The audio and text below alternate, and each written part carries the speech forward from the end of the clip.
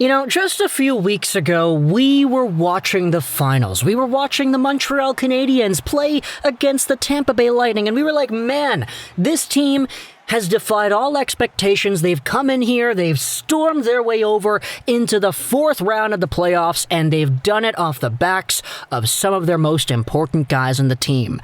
Phillip Danault, who cares if this guy's not scoring any points? He's shutting guys down. Shea Weber, playing 25 minutes a night? Absolute mad lad over there. Carey Price, doing his thing, stopping pucks, making sure that the going gets really tough for the other team. And then you have all the other pieces as well. Of course, Gallagher, Suzuki, Kotkaniemi, and whatnot. But we had ourselves this idea of the Montreal Canadiens for 2021.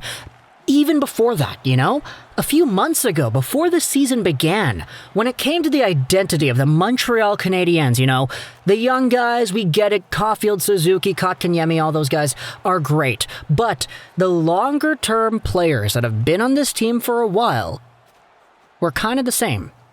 We had ourselves going into the season, I want to see Drouin really explode again this year, We know that Drouin's got it in him to be great. We just want him to do it, man. Go out there, score points, be a playmaker. We're all rooting for you, buddy. Again, we mentioned Weber, Price, Danault. Great guys.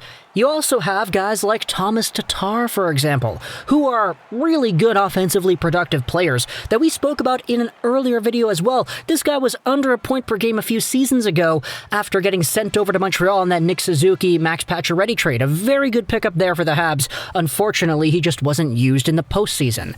Drouin wasn't used either, but that was because of other circumstances. We're not going to go into that right here.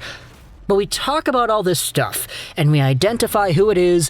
We associate with the identity of the Habs. And then we look at some of the things that are going on in the NHL.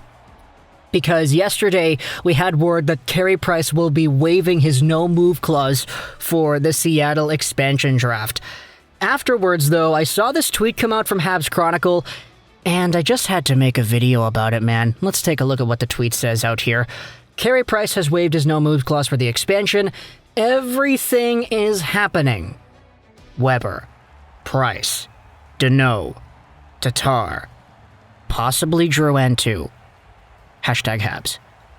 And I started thinking about it and I was like, oh man, we're really on the verge of potentially losing a huge chunk, not only of this team's cap space, but of this team's identity, dude.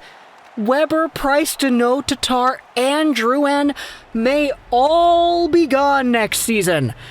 And when I think about that, and I think about where this team was a few weeks ago in the finals, I think about where this team was a few months ago at the start of the year, heck, even before the playoffs when we still had Tatar and Drouin still here doing their thing, I think about the difference and I say, man, that is absolutely wild. And you know what? I just wanted to go over the entire thing. All the guys, talk about the players, talk about the individual stories, and pretty much compact it into one video here for your viewing pleasure, because if the Seattle expansion draft comes down, we lose Carey Price, we keep Jake Allen, and all the other guys in this list end up leaving in some way or another as well. Boy, oh boy, the implications of the identity of this Canadiens team, man, it's got to be completely different. Thank you to those in the previous Canadiens video, though, the career of Phillip Danault, who commented Silk Sonic. If you want a chance to be featured in the next fully Habs-centric video, then stick around to the end of this one. But let's start things off hot with the captain. Because Shea Weber, man, it's really tough seeing Shea Weber in the way that he had to go, losing in Game 5, at Amalie Arena in Tampa Bay and having all the teammates come out and give him hugs one by one. You saw the team crying as they were hugging this guy. You saw this guy's stoic facial expression as he was hugging all of his teammates, and we all kind of felt how deep that was, We all knew that there was emotion behind those interactions with his squad, but we just didn't know the extent or the volume of those emotions because we didn't know at the time that Shea Weber had been dealing with so many injuries piling up on top of each other that he might not even play for next year. He might go in the LTIR. With all this stuff going on about people saying, oh, people back in the Okanagan and BC are talking about how Shea Weber is already planning out his retirement. Like, this is a big deal, dude. We're not making any, oh, did I hear Austin Matthews jokes here in this one? But Shea Weber has been such an important part of changing, morphing, and solidifying the culture and leadership of the locker room in Montreal. We all hear the stories, oh, when Weber came in, he started lifting his own bags to the bus, and the people over there working were like, oh no, why are you lifting your own bag? You know, we can get the assistants to help you. And Weber was like, no, it's my bag, I'll lift it.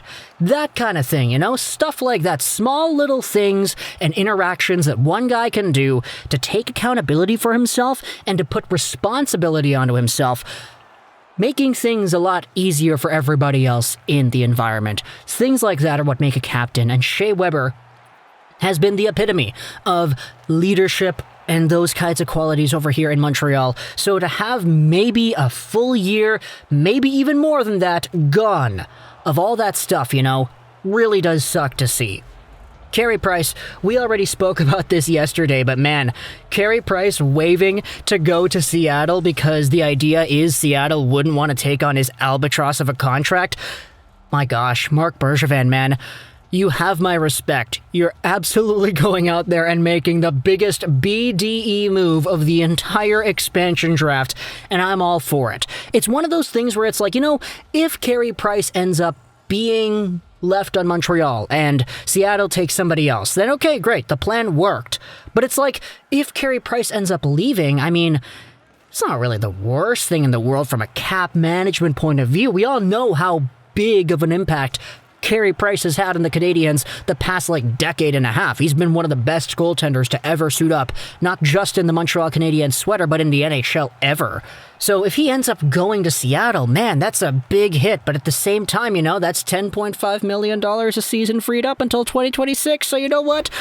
You give some and you take some, right? Talking about the other guys, though, let's go over the entire Phillip Danault situation once again. We already discussed it in the previous video, but yeah, the guy wants a lot of money. He's a first-line guy in the Montreal Canadiens, probably like a third, second-line guy on another team that's really, really good.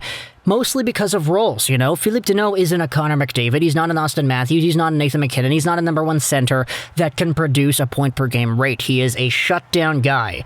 And rarely do shutdown guys, who are, quite frankly, some of the best shutdown guys who only do shutdown things, get paid big top star dollar money.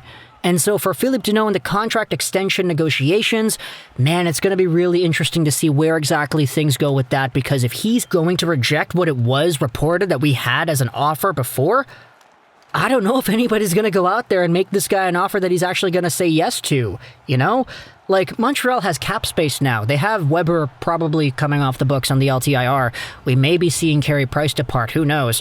I mean, it's not like the Canadiens would go any higher on their offer before, right? Tatar and Drouin are in interesting positions as well, because they weren't used this entire time. Tatar, as we noted in the Goodbye Tatar video, that guy was scratched the entire rest of the way through in the entire playoffs after the middle of the series against Toronto. It's kind of funny because the Vegas Golden Knights went to the finals in their first year, and they scratched Tatar for their finals run. Montreal, hey, guess what? Same thing. They went to the finals, they scratched Tatar for the majority of the run over there. So, the fact that he's a free agent as well, we all kind of acknowledge that the writing is on the wall, man. The comments that Bergevin had about this guy, I'd be really surprised if Tatar came back. But you know what? At the end of the day, he's the guy that the Habs got alongside of Norlinder and Suzuki in the Pacioretty trade. He was fantastic here while he was here.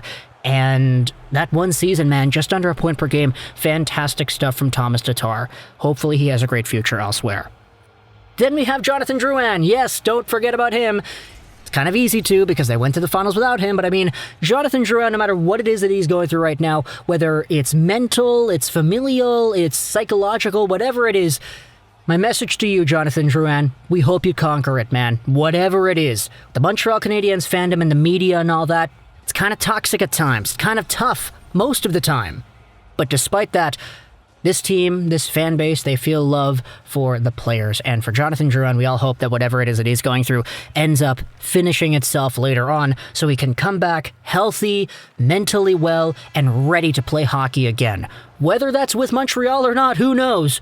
because we've noted the entire time, oh, maybe it's Montreal's environment, whatever. Maybe there's a trade. Who knows what's going to go on there, because who's going to go out there and trade for a guy that wasn't playing at all in the playoffs? Who really knows?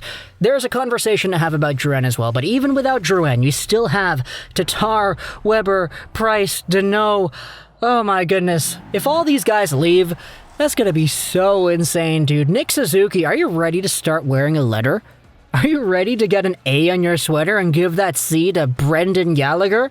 Talk to me in the comments what you think about this entire commentary topic over here. If you made it to the end of the video, comment in the comment section below Sicamous, BC, because, yeah, Shea Weber's from there. In fact, they have a road named after Shea Weber, Shea Weber Way in Sicamous, BC. They're very proud of their hockey players, and yeah, Shea Weber is one of the only ones there. So talk to me in the comments what you think about this entire video over here. I hope you enjoyed this video. Holtz 99. And bye.